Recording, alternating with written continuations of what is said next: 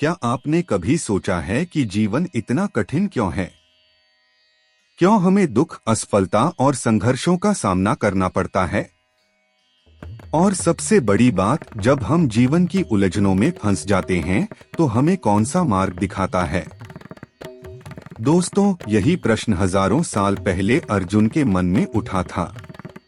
कुरुक्षेत्र की युद्ध भूमि पर जब सब कुछ दांव पर था, तब भगवान श्री कृष्ण ने जो उत्तर दिया वही है भगवद गीता। आज हम गीता के 18 अध्यायों का सार जानेंगे, सरल भाषा में श्लोकों के साथ। अध्याय 1, अर्जुन विषाद योग। कुरुक्षेत्र की युद्ध भूमि में सेनाएं आमने सामने खड़ी हैं।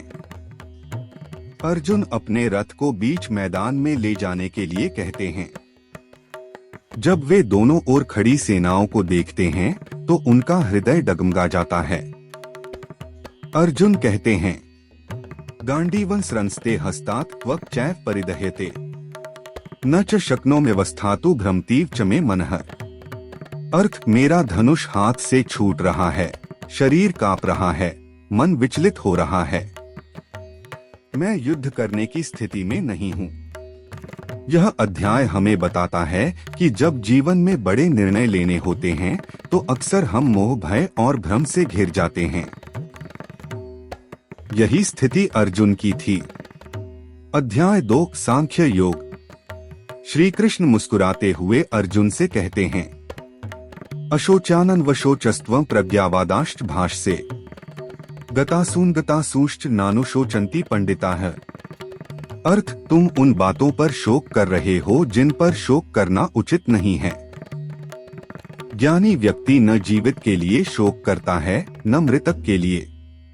इसके बाद कृष्ण आत्मा का रहस्य बताते हैं। न जायते म्रियते वा कदाचिन। आत्मा न कभी जन्म लेती है, न कभी मरती है। यह नाशरहित, शाश्वत और अजरमर है। इंसान केवल शरीर है, यह भ्रम है। सच्चा स्वरूप आत्मा है जो कभी नष्ट नहीं होती। हम किसी प्रियजन की मृत्यु पर टूट जाते हैं तो गीता हमें याद दिलाती है, आत्मा अमर है। मृत्यु केवल शरीर का परिवर्तन है, जैसे हम पुराने वस्त्र छोड़कर नए वस्त्र धारण करते हैं। अध्याय 3, कर्म योग। अर्जुन पूछते हैं, अगर ज्ञान इतना महान है तो फिर मुझे युद्ध जैसे कर्म में क्यों धकेलते हो? कृष्ण उत्तर देते हैं, कर्मण्येवाधिकारस्ते मा फलेषु कदाचन मा कर्मफल हेतुर्भूर्मा ते संगोस्त्व कर्मणि। अर्थ, तुम्हारा अधिकार केवल कर्म करने में है, उसके फल में कभी नहीं। फल की आसक्ति मत रखो और अकर्म भी मत फंसो। सच्चा कर्मयोगी वही है जो अपने कर्तव्य को पूरी निष्ठा से करे, लेकिन फल की चिंता न करे। सभी चाहते हैं कि हमारे प्रयास का फल मिले, लेकिन अक्सर चिंता और डर हमें पीछे खींच लेते हैं। गीता सिखाती है, बस कर्म करो, परिणाम की चिंता भगवान पर छोड़ दो। अध्याय 4, ज्ञान कर्म संन्यास योग। कृष्ण अर्जुन को बताते हैं कि उन्होंने यह ज्ञान पहले भी सूर्यदेव को दिया था। यह सनातन ज्ञान है। फिर वे कहते हैं, यदा यदा हि धर्मस्य ग्लानिर्भवति भारत अभ्युत्थानमधर्मस्य तदात्मानं सृजाम्यहम्। अर्थ, जब जब धर्म की हानि और अधर्म की वृद्धि होती है तब तब मैं पृथ्वी पर अवतार लेता हूँ। भगवान हमेशा धर्म की रक्षा के लिए आते हैं। एक और उपदेश, ज्ञानाग्निः सर्वकर्माणि भस्मसात् कुरुते तथा। अर्थ, ज्ञान की अग्नि से सभी कर्म जलकर राख हो जाते हैं। केवल कर्म करना पर्याप्त नहीं है, कर्म के साथ सही ज्ञान होना भी जरूरी है। जैसे बिना दिशा के चलने वाला यात्री कभी मंजिल पर नहीं पहुंच सकता। अध्याय 5, कर्म संन्यास योग। यहाँ कृष्ण बताते हैं कि संन्यास और कर्मयोग दोनों मार्ग मोक्ष की ओर ले जाते हैं, लेकिन निष्काम भाव से किया गया कर्मयोग अधिक श्रेष्ठ है। संन्यासस्तु महाबाहो दुःखमाप्तुम्योगतः योगयुक्तो मुनिर्ब्रह्म न चिरेणाधिगच्छति। अर्थ, हे महाबाहु, बिना योग के संन्यास कठिन है। जो योग युक्त है वह शीघ्र ही ब्रह्मा को प्राप्त करता है। त्याग का अर्थ कर्म छोड़ना नहीं है, बल्कि फल की आसक्ति छोड़ना है। हम में से कई लोग सोचते हैं कि आध्यात्मिक जीवन का अर्थ है सब छोड़ देना, लेकिन गीता कहती है नहीं, सच्चा त्याग वही है जो घर परिवार समाज में रहते हुए भी निष्काम भाव से कर्म करे। अध्याय 6 ध्यान योग। यह अध्याय ध्यान और योग की महिमा का वर्णन करता है। कृष्ण कहते हैं, योगी नाम्पि सर्वेषां मदगतेनांतरात्मना श्रद्धावान भजते यो मां समे युक्ततमो मतः। अर्थ, सभी योगियों में श्रेष्ठ वही है जो पूरे श्रद्धा भाव से मेरा ध्यान करता है और मुझ में लीन रहता है। योग का सर्वोच्च स्वरूप भक्ति है।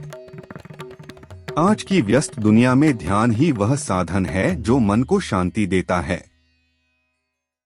लेकिन गीता कहती है, केवल मन को शांत करना ही नहीं, बल्कि ईश्वर का ध्यान करना ही सच्चा योग है।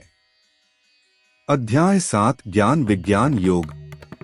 कृष्ण अर्जुन से कहते हैं, मया सक्तमना पार्थ योगं युञ्जन मदाश्रय असंशयं समग्रण मां यथा ज्ञास्यसि तच्छृणु।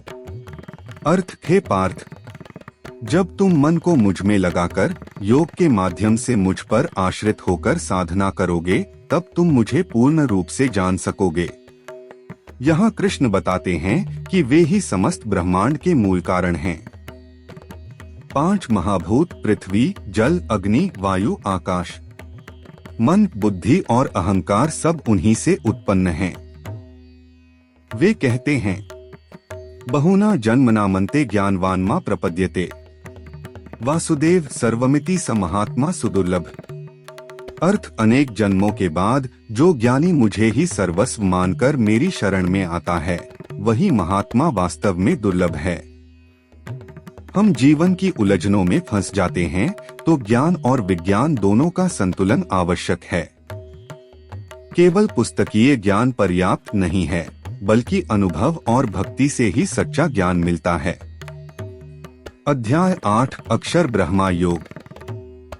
अर्जुन पूछते हैं, मृत्यु के समय मनुष्य की स्थिति क्या होती है? कृष्ण उत्तर देते हैं, अंतकाले च मामेव स्मरन् मुक्त्वा कलेवरम यह प्रयाति स मद्भावं याति नास्त्यत्र संशयः। अर्थ, जो मनुष्य मृत्यु के समय मेरा स्मरण करते हुए शरीर त्यागता है, वह निश्चय ही मुझे प्राप्त होता है।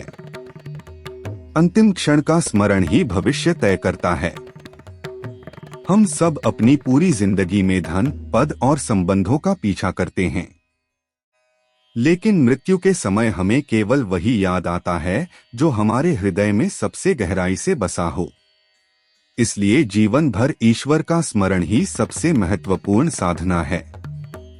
अध्याय 9 राजविद्या राजगुह्य योग। कृष्ण यहाँ अर्जुन को सबसे गुप्त और महान ज्ञान देते हैं, भक्ति का। अनन्याश्चिंत्यन्तो मां ये जनाः पर्युपास्ते तेषां नित्याभियुक्ताना योगक्षेम वहाम्यहम्। अर्थ, जो भक्त एकनिष्ठ होकर मेरा भजन करते हैं, उनके योगक्षेम अर्थात उनकी रक्षा और आवश्यकताओं की पूर्ति का भार मैं स्वयं उठाता हूँ। ईश्वर से सच्चे मन से जुड़ने वाले भक्त को कभी डरने की आवश्यकता नहीं होती। अक्सर लोग सोचते हैं कि केवल कर्म ही सब कुछ है, लेकिन गीता बताती है कि सच्ची भक्ति के बिना कर्म अधूरा है। जब हम भगवान को अपना मित्र, सहारा और मार्गदर्शक मानते हैं, तभी जीवन आसान होता है। अध्याय 10 विभूति योग। कृष्ण अर्जुन को बताते हैं कि वे हर उस वस्तु में हैं जो श्रेष्ठ और अद्वितीय है। अहमात्मा गुडाकेश सर्वभूताश्च स्थितः अहमादिष्ट मध्यंच भूतानामंत एव च। अर्थ, हे अर्जुन, मैं सभी प्राणियों के हृदय में स्थित आत्मा हूँ। मैं ही सबका आदि, मध्य और अंत हूँ। वे कहते हैं, यद्यद् विभूति मत सत्वं श्रीम दूर्जित में वा तत्देवावगच्छ त्वं मम तेजोंश संभवम। अर्थ, जो कुछ भी अत्यंत प्रभावशाली, सुंदर या शक्तिशाली है, उसे मेरा ही अंश समझो। ब्रह्मांड का हर सुंदर, शक्तिशाली और अद्भुत तत्व ईश्वर का ही स्वरूप है। हम प्रकृति की अद्भुत सुंदरता देखते हैं, विशाल पर्वत, गगनचुंबी आकाश, अथाह सागर, तो हमें याद रखना चाहिए कि यह सब उसी दिव्य शक्ति की झलक है। अध्याय 11 विश्वरूप दर्शन योग। अर्जुन कहते हैं, हे प्रभु, यदि आप मुझे अपना वह विराट रूप दिखाए तो मेरे सभी संदेह दूर हो जाएंगे। तब कृष्ण अर्जुन को दिव्य दृष्टि देते हैं और अपना विराट स्वरूप दिखाते हैं। वह स्वरूप अनंत मुखों, अनगिनत नेत्रों और तेजोमय आभा से युक्त था। उसमें संपूर्ण ब्रह्मांड समाया हुआ था। अर्जुन विस्मित होकर कहते हैं, पश्यामि देवांस्तव देह शरीरे। हे प्रभु, मैं आपके शरीर में सभी देवताओं और अनगिनत रूपों को देख रहा हूँ। लेकिन अर्जुन यह भी देखते हैं कि सब योद्धा उसी विराट रूप में प्रवेश कर रहे हैं और नष्ट हो रहे हैं। कृष्ण कहते हैं, कालोस्मि लोकक्षयकृत प्रवृद्धो। मैं काल हूँ, लोकों का संहारक। भगवान का विराट स्वरूप दर्शाता है कि वे ही सृष्टि के कर्ता, पालनकर्ता और संहारक हैं। हम अक्सर सोचते हैं कि सब कुछ हमारे नियंत्रण में है, लेकिन गीता बताती है कि हम केवल ईश्वर की योजना के एक छोटे हिस्से हैं। सृष्टि की अंतिम सत्ता उन्हीं के हाथ में है। अध्याय 12 भक्ति योग। कृष्ण कहते हैं, मन्मना भव मद्भक्तो मद्याजी मां नमस्कुरु। मामे वैश्यसी सत्यंते प्रतिजाने प्रियोसी में। अर्थ, मुझ में मन लगाओ, मेरे भक्त बनो, मेरी पूजा करो और मुझे नमस्कार करो। ऐसा करने पर तुम निश्चित ही मुझे प्राप्त करोगे, क्योंकि तुम मुझे प्रिय हो। भक्ति ही मोक्ष का सबसे सरल और सर्वोच्च मार्ग है। कृष्ण यह भी बताते हैं कि सच्चा भक्त कैसा होता है, जो किसी से द्वेष नहीं करता, जो करुणामय है, जो मित्रवत है, जो अहंकार रहित है, जो सुख दुख में संभाव रखता है और जो भगवान में अटल है। हम सब चाहते हैं कि भगवान हमें प्रिय माने, लेकिन गीता कहती है कि भगवान को प्रिय वही है जो प्रेम, करुणा, संभाव और निस्वार्थ भाव से जीवन जीता है। अध्याय 13 क्षेत्र क्षेत्रज्ञ योग। कृष्ण अर्जुन को बताते हैं कि यह शरीर क्षेत्र है और आत्मा क्षेत्रज्ञ है। इदं शरीरं कौन्तेय क्षेत्रमित्यभिधीयते। एतद्यो वेत्ति तं प्राहुः क्षेत्रज्ञ इति तद्विदः। अर्थ, हे अर्जुन, यह शरीर क्षेत्र है और जो इसे जानता है वह क्षेत्रज्ञ है। आत्मा और शरीर अलग अलग हैं। शरीर नश्वर है, आत्मा शाश्वत है। हम अक्सर अपने शरीर और पहचान से ही अपने को परिभाषित करते हैं। मैं अमीर हूँ, मैं जवान हूँ, मैं बूढ़ा हूँ। गीता सिखाती है ये सब शरीर के गुण हैं, आत्मा का नहीं। अध्याय 14 गुणत्रय विभाग योग। कृष्ण बताते हैं कि पूरी सृष्टि 3 गुणों से बंधी है। सत्व गुण शुद्धता, ज्ञान, शांति। रजोगुण इच्छा, कर्म, आसक्ति। तमोगुण आलस्य, अज्ञान, मोह। सत्व रजस्तम इति गुणा प्रकृति संभवा। निबध्नन्ति महाबाहो देहे देहिनम व्ययम। अर्थ, ये 3 गुण जीवात्मा को शरीर में बांधते हैं। मुक्ति तभी मिलती है जब हम इन तीनों गुणों से ऊपर उठ जाते हैं। जब कोई व्यक्ति केवल भोग और आलस्य में डूबा हो, वह तमस में है। जब कोई केवल कर्म और महत्वाकांक्षा में लगा हो, वह रजस में है। लेकिन जो ज्ञान और शांति में स्थित है, वह सात्विक है। और जो तीनों से परे है, वही मुक्त है। अध्याय 15 पुरुषोत्तम योग। कृष्ण एक अद्भुत उपमा देते हैं, संसार को एक उल्टे पीपल वृक्ष के रूप में। ऊर्ध्वमूलमधः शाखमश्वत्थः प्राहुरव्ययम्। छंदांसि यस्य पर्णानि यस्तं वेद स वेदवित्। अर्थ, यह संसार एक उल्टा पीपल वृक्ष है इसकी जड़ ऊपर परमात्मा में है और शाखाएं नीचे भौतिक जगत में। जो इसे जानता है वही वेद को जानता है। संसार अस्थायी है, लेकिन परमात्मा शाश्वत हैं। हम अक्सर जीवन के पेड़ की शाखाओं, धन, संबंध, पद में उलझ जाते हैं, लेकिन जड़ को समझे बिना शाखाएं कभी स्थायी नहीं हो सकती। जड़ है परमात्मा। अध्याय 16 दैवासुर संपद विभाग योग। कृष्ण 2 प्रकार के गुण बताते हैं। दैवी गुण निर्भयता, करुणा, सत्य, संयम। असुरी गुण क्रोध, लोभ, अहंकार, कपट। दैवी संपद विमोक्षाय निबंधायासुरी मता। मां शुच संपदन दैवीम भिजातोसी पांडव। अर्थ दैवी गुण मुक्ति की ओर ले जाते हैं और आसुरी गुण बंधन की ओर। लेकिन अर्जुन, तुम दैवी गुणों से संपन्न हो, इसलिए चिंता मत करो। मनुष्य का स्वभाव ही तय करता है कि वह किस ओर जाएगा, मुक्ति की ओर या बंधन की ओर। जब हम सत्य, करुणा और निस्वार्थ भाव अपनाते हैं, हम दैवी मार्ग पर चलते हैं। लेकिन जब लालच और अहंकार में डूबते हैं, हम असुरी मार्ग पर खिसक जाते हैं। अध्याय 17 श्रद्धात्रय विभाग योग। कृष्ण बताते हैं कि श्रद्धा भी 3 प्रकार की होती है, सात्विक, राजसिक और तामसिक। श्रद्धामयोऽयं पुरुषो यो यच्छ्रद्ध स एव स। अर्थ मनुष्य वास्तव में अपनी श्रद्धा से ही बनता है। जैसी श्रद्धा वैसा ही वह मनुष्य है।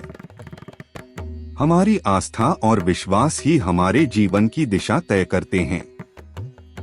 यदि हमारी श्रद्धा ईश्वर, सत्य और करुणा में है तो जीवन शुद्ध और ऊंचा होगा। लेकिन यदि श्रद्धा केवल भोग और स्वार्थ में है तो जीवन पतन की ओर जाएगा। अध्याय 18 मोक्ष संन्यास योग। यह अंतिम और सबसे महत्वपूर्ण अध्याय है। यहाँ कृष्ण गीता का सर्वोच्च उपदेश देते हैं। सर्वधर्मान् परित्यज्य मामेकं शरणं व्रज, अहं त्वा सर्वपापेभ्यो मोक्षयिष्यामि मा शुचः। अर्थ सब धर्मों और कर्तव्यों को त्याग कर केवल मेरी शरण में आओ, मैं तुम्हें सभी पापों से मुक्त कर दूंगा, चिंता मत करो। जीवन का अंतिम सत्य यही है, ईश्वर की शरण ही मुक्ति है। हम चाहे कितने भी ज्ञानवान हो, कितने भी सफल हो, अंततः सब कुछ अधूरा है। पूर्णता तभी है जब हम ईश्वर की शरण लेते हैं। संपूर्ण निष्कर्ष। दोस्तों, गीता केवल एक युद्ध भूमि का संवाद नहीं है। यह तो हमारे जीवन का दर्पण है। जब हम मोह और असमंजस में फंसते हैं, गीता कहती है आत्मा अमर है। जब हम कर्म के फल की चिंता से टूटते हैं, गीता कहती है निष्काम भाव से कर्म करो। जब हम भटक जाते हैं, गीता कहती है ईश्वर ही मूल कारण और अंतिम लक्ष्य है। जब हम भयभीत होते हैं, गीता कहती है भगवान स्वयं अपने भक्त की रक्षा करते हैं। और अंत में गीता कहती है सब कुछ छोड़कर केवल भगवान की शरण में आओ। दोस्तों, गीता हमें केवल उपदेश नहीं देती, यह हमें बदल देती है। यह हमें सिखाती है कि जीवन का हर संघर्ष केवल एक परीक्षा है। सच्चा योद्धा वही है जो धर्म का पालन करते हुए निडर होकर अपना कर्तव्य निभाता है। तो आइए हम सब मिलकर गीता का यह संदेश अपने जीवन में उतारें। कर्म करो, लेकिन फल की चिंता मत करो। भक्ति और श्रद्धा के साथ जीवन जियो और अंत में भगवान की शरण में समर्पित हो जाओ। यही है गीता का सार, यही है जीवन का सत्य और यही है मुक्ति का मार्ग।